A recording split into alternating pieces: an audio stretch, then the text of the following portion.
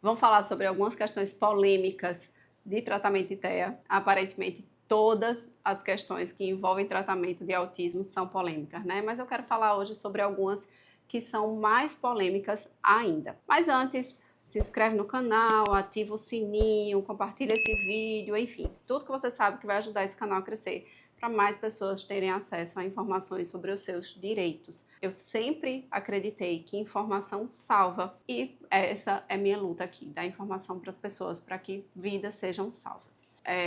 Acho que todas as questões que envolvem tratamento de autismo são polêmicas, mas existem algumas que não são comentadas, ou pelo menos eu não vejo as pessoas comentando. Primeiro, as operadoras alegam muito que o autismo, os tratamentos de autismo, que são de custo altíssimo, isso é evidente, não estavam previstos ali, né? Foi quase que um imprevisto para as operadoras, então isso aumentou em muito as despesas das operadoras. Mas aí o questionamento que eu faço é o seguinte: será mesmo que o autismo e os tratamentos de autismo são uma novidade? Não, não são. Não é como se fosse uma pandemia de Covid, né?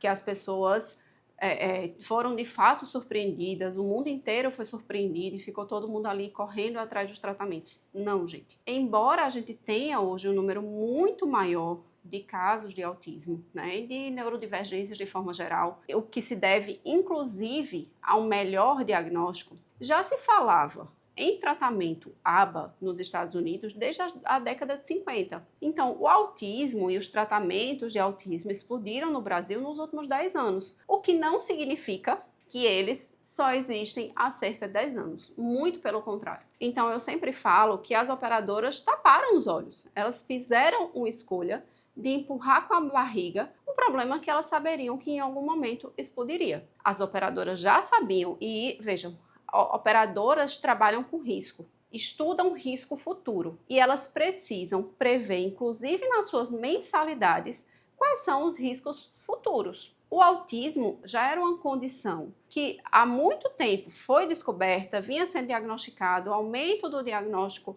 era evidente. Embora os tratamentos venham mudando, e isso é normal dentro da medicina, não é uma novidade. Então, esse argumento das operadoras de que foram pegas desprevenidas não é verdade. Elas não foram pegas desprevenidas. Elas escolheram não olhar para esse risco, não calcular esse risco e agora querem colocar isso na conta do consumidor, o que obviamente é um absurdo. O segundo ponto é o seguinte: segundo dados do CDA, que é uma entidade americana que faz estudos de saúde, né? Mas são dados que inclusive servem para o Brasil, para vários países do mundo. A prevalência do autismo atualmente está 1 para 34, ou seja, 1 a cada 34 crianças muito provavelmente vai ser diagnosticada com autismo. Esses números estão mudando muito rápido. Há 5, 6 anos atrás, era 60 e poucos para 1. Hoje já são 34 para 1. O objetivo desse vídeo não é falar sobre as causas, enfim, até porque nem a ciência tem isso muito bem definido. Existem algumas condições que aumentam aí o risco, né, a probabilidade de autismo, condições genéticas, até uma condição de suplementação, né, que se fala, mas enfim. A questão é, o diagnóstico está sendo melhor realizado e o número está aumentando. E aí imagina se dessas 1 a cada 34 crianças, a gente não tratar 50% delas. 50% das pessoas com autismo, com outros transtornos, não forem tratados. O que é que vai acontecer no futuro? Será que vai ficar mesmo mais barato para as operadoras assumir esses custos? Porque não é só tratar o autismo, é o que a ausência do tratamento causa na própria condição da criança de se tornar um adulto funcional. Esse é o objetivo dos tratamentos de autismo. É que a criança desenvolva funcionalidades para se tornar um adulto funcional. Para que no futuro ela possa exercer uma profissão, ela possa ter sua família e não ser também uma dificuldade para a sociedade, porque a pessoa que não trabalha, ela gera um custo, e ela gera um custo para a sociedade. A gente já tem uma previdência aí capenga, para dizer o mínimo, né?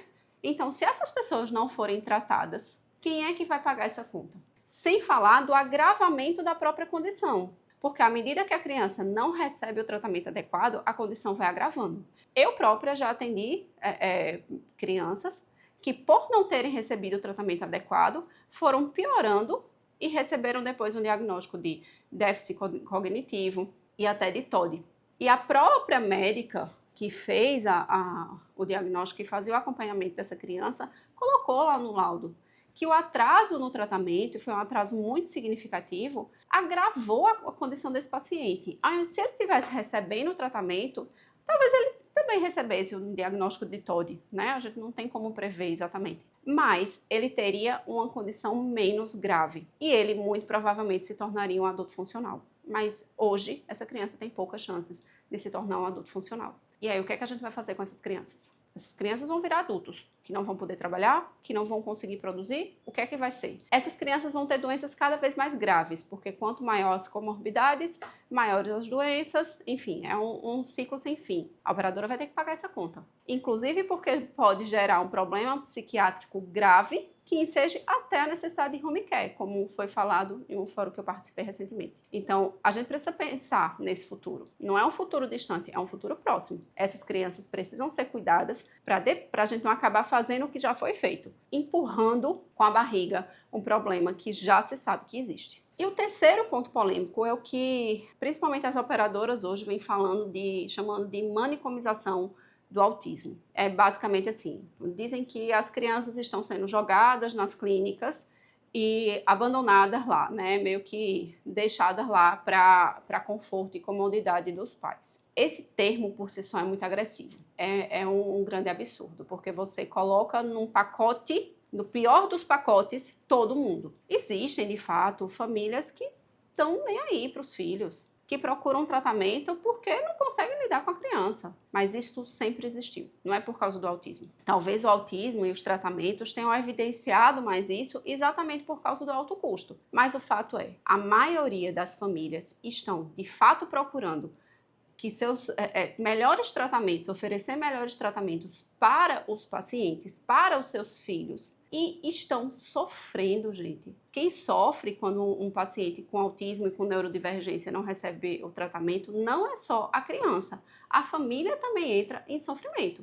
Então, a família acaba muitas vezes, e isso acontece, encontrando ali na clínica um lugar de suporte, um lugar de acolhimento. E existe sim uma dificuldade de redução do número de terapias. Só que isso é uma questão que precisa ser tratada entre o médico e a equipe multidisciplinar. Essa família precisa também ser cuidada, porque não é só tratar a criança, é tratar também a família. A família precisa ser vista, as mães estão muito adoecidas, né? E às vezes elas não conseguem imaginar, elas ficam com muito medo daquela criança ter uma redução no tempo de terapia e ela não saber o que fazer com a criança, né? A criança regredir. Mas elas precisam ser preparadas para esse desmame. E de quem é a responsabilidade? A responsabilidade não é do plano de saúde. Não é o plano de saúde que tem que dizer quando a terapia vai reduzir. Quem tem que dizer isso é a equipe multidisciplinar e a equipe médica e o médico assistente. Aí você diz, Edivane, é lógico que a clínica não vai querer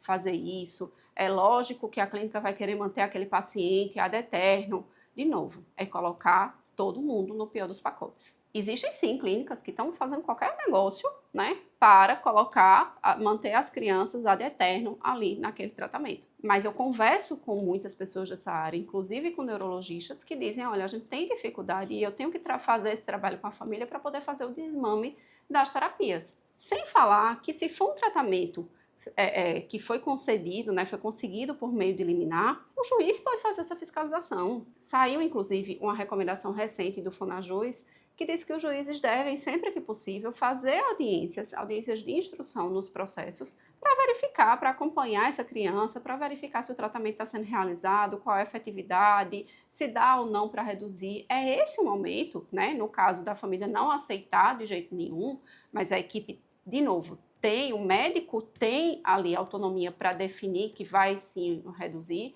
mas o juiz pode, naquele momento, fiscalizar e, de acordo com o parecer, inclusive de um perito, dizer que vai ser reduzido o número de terapias. Então, falar em manicomização é discriminar, é agravar o problema. É fazer com que as pessoas que precisam de tratamento tenham medo e tenham receio de colocar seus filhos em clínicas porque vão achar que estão deixando elas em um manicômio. Isso é de um absurdo. sem tamanho, gente. Isso é de uma desumanidade. A gente precisa sim falar do problema, a gente precisa cuidar desse problema, a gente precisa preparar as famílias para uma progressão aí do quadro do paciente, uma evolução positiva do paciente, mas o que a gente não pode é admitir que isso seja tratado de uma forma tão discriminatória, para fazer com que as pessoas tenham, inclusive, vergonha, como muitas têm, de ter acesso, de dar a seus filhos acesso a tratamentos que são necessários. Se você tiver alguma dúvida sobre esse tema, deixa aqui que eu vou ter o maior prazer de responder. Compartilha esse vídeo para que mais pessoas pensem sobre essas polêmicas que eu trouxe aqui, né? Reflitam, deixem sua opinião, enfim. Estou muito aberta a conversar sobre isso. E me segue também lá no Instagram, @edvanebastos, onde eu produzo conteúdo todos os dias para usuários e advogados entenderem o direito da saúde. Obrigada, até o próximo vídeo.